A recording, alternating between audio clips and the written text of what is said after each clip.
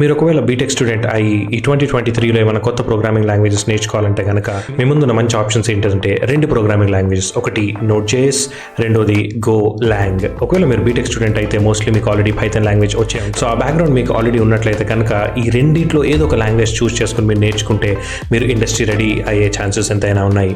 Go along వస్తే కనుక go along అనేది అది ఎప్పటి నుంచో ఉంది. node.js ఎంత ఓల్డో గోలాంగ్ కూడా అంతే ఓల్డ్, కానీ అది చాలా పాపులర్ అవ్వలేదు. ఈ డేస్లో మీరు చూస్తే కనుక గో కాంకరెన్సీ వల్ల గో చాలా పాపులర్ అవ్వడం స్టార్ట్ అయింది. మీరు చూస్తే ఫస్ట్ డాకర్ అనేది చాలా ఆసమ్ టెక్నాలజీ. మీరు చూస్తే వర్చువలైజేషన్లో మొత్తానికి ఇన్సైడ్ అవుట్ మార్చేసిన టెక్నాలజీ ఏంటిది అంటే డాకర్. సో డాకర్ ఇనీషియల్గా డాకర్ కంపోజ్లో దాని ఇంటర్నల్స్ వచ్చేకాడికి పైథాన్ లాంగ్వేజ్లో రాసినారు.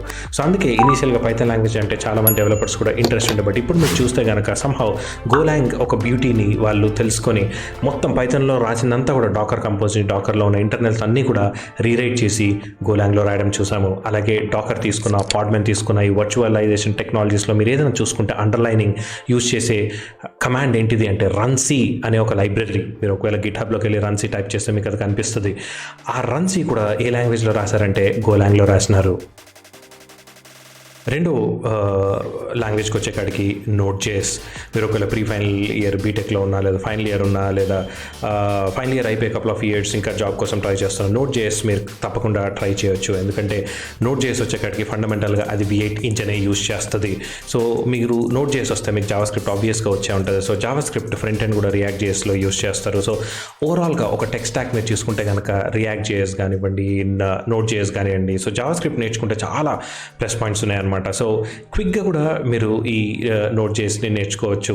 సో ఒకవేళ మీరు సి లాంగ్వేజ్ బ్యాక్గ్రౌండ్లో నుంచి ఉన్నా కూడా, లేదా జావా బ్యాక్గ్రౌండ్లో ఉన్నా కూడా జావాస్క్రిప్ట్ చాలా ఈజీగానే మీరు నేర్చుకోవచ్చు. కొద్దిగా కష్టం అనిపిస్తే అక్కడ అనిపిస్తే అంటే asynchronous nature of JavaScript or node.js నేర్చుకున్నప్పుడు callbacks, promises, async await కొద్దిగా కష్టం అనిపిస్తుంది. కానీ మీరు ఆ థ్రెషోల్డ్ ఎప్పుడైతే దాటుతారో డెఫినెట్గా node.js మీకు ఒక కేక్ వాక్ లాగా ఉంటుంది.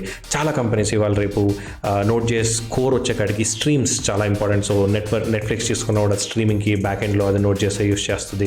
సో మీకు జాబ్స్ రావడానికి కూడా చాలా ఆస్కారాలు ఉన్నాయి. క్విక్గా జాబ్ సైడ్కి వెళ్ళి ఒక 3 monthsలో ఒక గిట్హబ్లో ఒక ప్రాజెక్ట్ చేసి node.js కొద్ది బ్రష్ చేసుకుంటే కనుక స్కిల్స్ మీరు ఇమీడియట్గా ఎనీ స్టార్టప్ కూడా మీరు అప్లై చేసుకొని node.js ప్లస్ MongoDB కాంబినేషన్స్లో మీకు జాబ్ రావడానికి కూడా ఎంతైనా ఉపయోగపడుతుంది. సో నా సజెషన్ ఏంటంటే 2023లో మీరు ఏమైనా లాంగ్వేజ్ నేర్చుకోవాలనుకుంటే కనుక go for golang and node.js. ఇంకా చాలా టెక్ కంటెంట్ గురించి, ప్లేస్మెంట్స్ గురించి ఇంకా మీకు తెలుసుకోవాలంటే కనుక ఈ వీడియోని, ఈ ఛానల్ సబ్స్క్రైబ్ చేసుకోండి. ఇంకా ఇలాంటి ఎంతో మంచి కంటెంట్ మిమ్మల్ని తీసుకురావడానికి మోటివేటింగ్గా ఉంటుంది.